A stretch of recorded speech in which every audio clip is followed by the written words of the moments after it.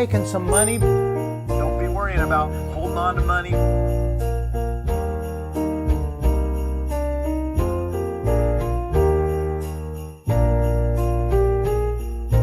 Shell companies.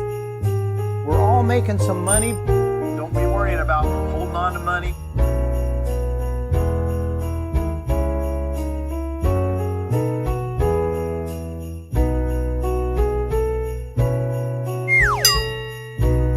Shell companies.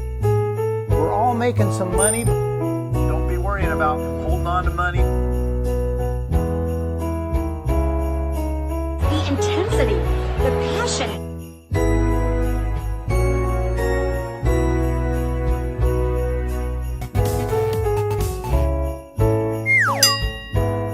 Shell companies.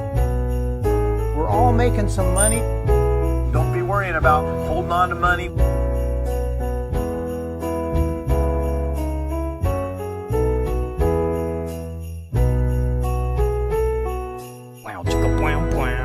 Things appear to be hard. Happy happen. Suck it up. Shell companies. We're all making some money. Don't be worrying about holding on to money.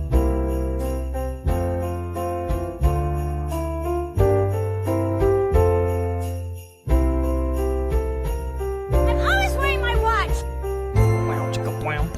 Things appear to be hard. Happy happen. Suck it up. Shell companies. We're all making some money. Don't be worrying about holding on to money.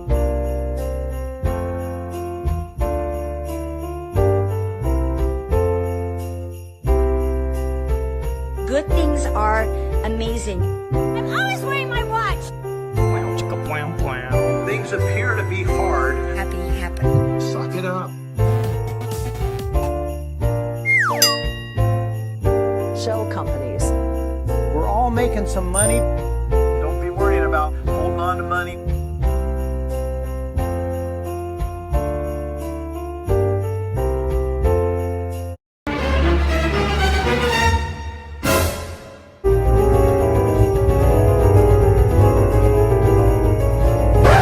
Ain't nobody gonna take your crap. Sorry. Don't want ya.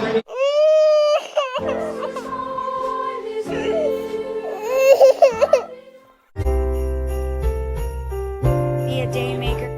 Good things are amazing. I'm always wearing my watch. Things appear to be hard. Happy happen. Suck it up. Shell companies. We're all making some money. Don't be worrying about holding on to money. You cannot wrestle with the pain without getting a little mud on you. This is so fun. Be a day maker.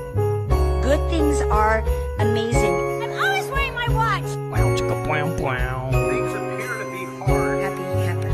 Suck it up. Shell companies. We're all making some money. Don't be worrying about holding on to money.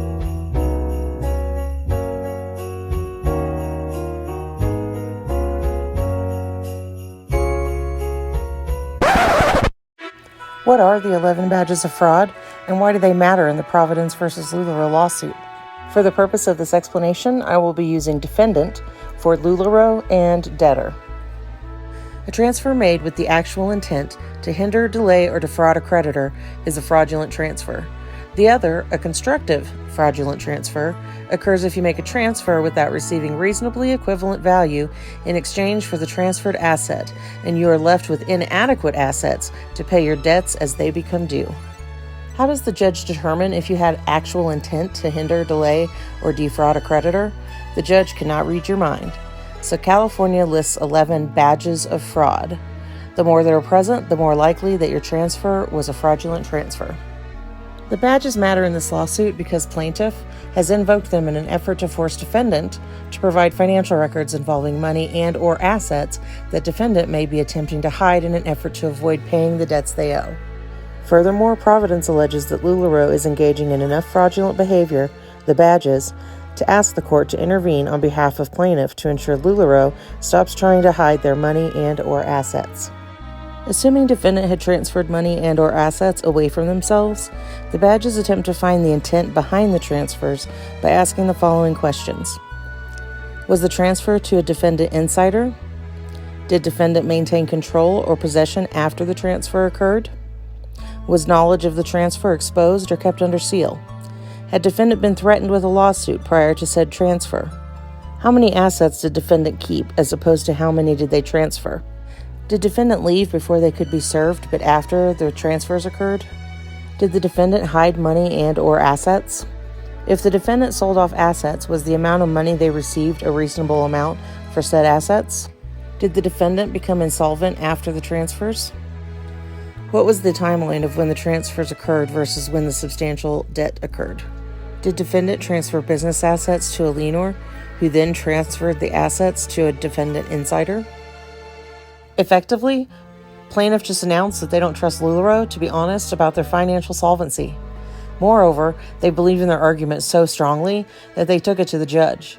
Only the judge can decide on the intent behind the creation of shell companies and the transfer of assets. Until then, we wait. Now, back to your regularly scheduled ridiculous song.